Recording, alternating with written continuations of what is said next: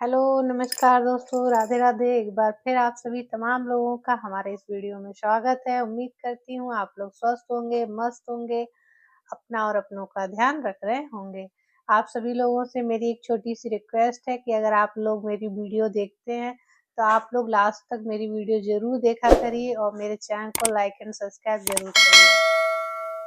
आज की ये घटना 24 जनवरी 2026 की है और यह घटना प्रिंट मीडिया के माध्यम से और सोशल मीडिया के माध्यम से काफ़ी ज़्यादा चर्चित है। आज की ये घटना उत्तर प्रदेश के आगरा शहर की है, जहां एक लड़का जिसकी एज 27 से 28 वर्ष रही होगी, वह स्कूटी पर एक बोरी को लेके घूम रहा था। वह इस तलाश में था कि इस बोरी को कहीं फेंक दिया जाए और या फिर इस बोरी को कहीं मैं छोड़ दूं। मतलब वह उस बोरी को ठिकाने लगाना चाहता था। पहले तो वो उस बोरी को यमुना में फेंकना चाहता था, लेकिन वह बोरी को ठिकाने लगाने के लिए ट्रांस यमुना पहुंचता है और वहां पहुंचने के बाद पुल से वो बोरी को नीचे फेंकने की कोशिश कर रहा था, लेकिन बोरी का वेट ज्यादा था, वह नीचे फेंक नहीं पाया और उसको लगता है कि शायद उसको किसी ने देख लिया है और इस डर की वजह से वह वहीं बोरी को छोड़कर भाग जाता है। 1-2 घंटे का टाइम बीतता है और ज़ाहिर-सी बात है उसने बोरी रोड पे रखी थी, तो जो आते-जाते लोग थे, तो उनकी निगाह तो उतनी उस बोरी पर नहीं पड़ रही। लेकिन कुछ व्यक्ति जो पैदल चल रहे थे, उनकी नज़र उस बोरे पे पड़ती है और वो पुलिस को फ़ोन करते हैं। पुलिस मौके पे पहुँचती है और पहुँचने के बाद जब बोरी को खोला जाता है, दृश्य पुलिस वालों के सामने आता है। पुलिस भी हैरान हो जाती है कि आखिरकार कोई ऐसा कैसे कर सकता है। उस बोरी में एक महिला की डेड बॉडी होती है और वो डेड बॉडी बिल्कुल नग्न अवस्था में होती है और उसकी डेड बॉडी तो थी, बट उसका सर नहीं था। उसका सर जो था उसको धड़ से अलग कर दिया गया था। उसके हाथ हाथ पैर को काट कर उस बोरी में ही डालकर उसको अच्छे से बांध दिया गया था। अब पुलिस वालों के सामने एक सवाल था कि ये डेड बॉडी किसकी है, क्योंकि उसकी कोई पहचान नहीं थी, ना कोई आईडी प्रूफ, ना उसकी शरीर पे कोई ज्वेलरी, किसी तरह की कोई पहचान नहीं, ना एक भी वस्त्र उसके शरीर पर जिससे उसकी पहचान की जा सके। तो पुलिस आस-पास के जितने एरिया में थाने होते हैं वहाँ फ़ोन करती है और कहती है कि पता लगाओ आप लोगों के पास कोई गुमशुदगी की रिपोर्ट लिखी है या किसी के गुम हो जाने की रिपोर्ट लिखाई गई है या नहीं। अशोक शर्मा जो कि ट्रांस यमुना के निवासी हैं और वो रेलवे से रिटायर कर्मचारी हैं, उनकी बेटी मिंकी शर्मा जो कि 24 जनवरी 2026 को ही दिन में 2 बजे से गायब है और उसका कुछ पता नहीं है। तो जब इसके अलावा भी 10 लड़कियों की और गुमशुदगी की रिपोर्ट थी, लेकिन पुलिस वालों ने सबसे पहले मिंकी शर्मा के घर पे पहुँचती है और पहुँचने के बाद मिंकी शर्मा का रूम देखने के लिए उनके परिवार से कहती है।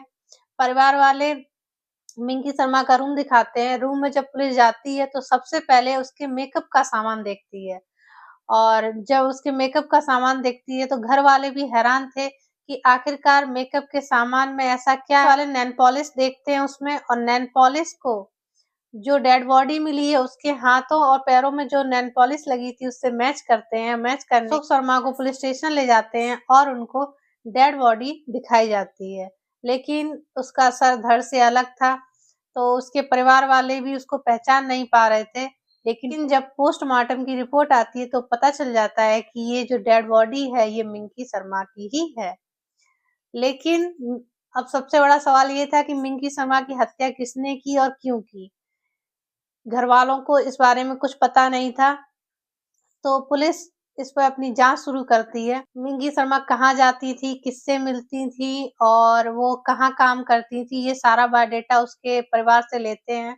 तो पता चलता है कि मिंकी शर्मा संजय पैलेस आगरा में उनका ऑफिस था और वहाँ वो एचआर डिपार्टमेंट में कार्य करती थी। पुलिस वाले मिंकी शर्मा के ऑफिस पहुँचते हैं। ऑफिस पहुँचने के बाद वहाँ जितने भी सीसीटीवी कैमरे लगे होते हैं, सारे कैमरों को खंगाला जाता है।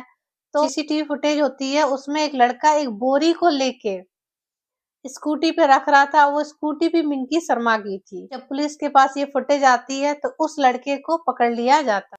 उस लड़के का नाम विनय राजपूत होता है और वो भी ट्रांस यमुना का निवासी था और वो भी इसी कंपनी में कार्य कर रहा था। जब पुलिस वाले उसको पकड़ कर ले जाते हैं, उससे पूछताछ करते हैं, तो वो सारी बात बताता है कि उसने आखिरकार ऐसा क्यों किया और इसके पीछे क्या कारण था। वो बताता है कि वो और मिंकी शर्मा 2 साल से रिलेशनशिप में थे। साथ में रहना, घूमना फिरना, खाना, हर चीज उन लोगों का साथ में ही था और वो शादी करना चाहता था। लेकिन जो मिंकी शर्मा थी, ये पहले तो उससे शादी करना चाहती थी, लेकिन 2-4 महीनों से उसका बिहेवियर विनय राजपूत के प्रति बिल्कुल चेंज हो गया। वो उसने बात करना कम कर दिया और उसके साथ बिल्कुल डिस्कनेक्ट हो गई। उससे बातचीत एकदम बंद हो गया, जिस वजह से विनय शर्मा को बहुत ज़्यादा गुस्सा आ जाता है और वो उससे लगातार पूछता है, लेकिन खाना बना देती है।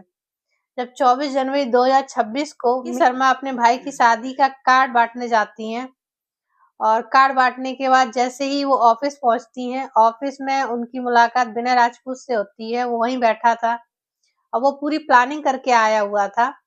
इन दोनों में पैसों को लेके बहस हो जाती है, क्योंकि मिंकी शर्मा विनय राजपूत से पैसे मांग रही थी। लेकिन विनय राजपूत का कहना ये था कि जब तुम मुझसे शादी नहीं करना चाहती हो, मेरे साथ नहीं रहना चाहती हो, तो मैं तुम्हें पैसे क्यों दूं। इन्हीं चीजों को लेके उन दोनों में विवाद हो गया और विनय राजपूत को बहुत ज्यादा गुस्सा आ गया और गुस्सा आने के कारण वो उसके गले पर चाकू से वार कर देता है और वार करने के बाद वो लड़की गिर जाती है और उसके गले से खून निकलता रहता है और करीब 1 घंटा तक ये वहीं डेड बॉडी के पास बैठा रहता है और सोचता है कि अब मुझे क्या करना चाहिए। और वो पहले से ही सारा इंतजाम बना के गया था, चाकू, बोरी और रस्सी सब कुछ लेके गया था। उसने जब 1 घंटे के बाद उसने उसके सर को धड़ से अलग किया और अलग करने के बाद उसको अपने छोटे कैरी बैग में डाल दिया। उसके सर को, उसके बॉडी के जितने कपड़े थे, ज्वेलरी थी, सबको एक कैरी बैग में डाल दिया और जो उसकी डेड बॉडी थी वो एक बोरे में भरने लगा। लेकिन बोरे में उसकी डेड बॉडी नहीं आ रही थी, जिसके कारण उसने उसके हाथ पैर भी काट दिया और हाथ पैर काट कर उस बोरे में भरकर और उसको अच्छे से बांध कर स्कूटी पर उसने रख लिया और उसे ठिकाने लगाने के लिए वह आगरा में घूमने लगा। वो संजय पैलेस से निकलता है, हरि पर्वत जाता है, हरि पर्वत से भगवान टॉकीज पहुंचता है और भगवान टॉकीज से निकलने के बाद वो ट्रांस यमुना रिवर जब पहुंचता है तो वो सोचता है कि मैं इस बोरी को यहीं यमुना में फेंक दूं।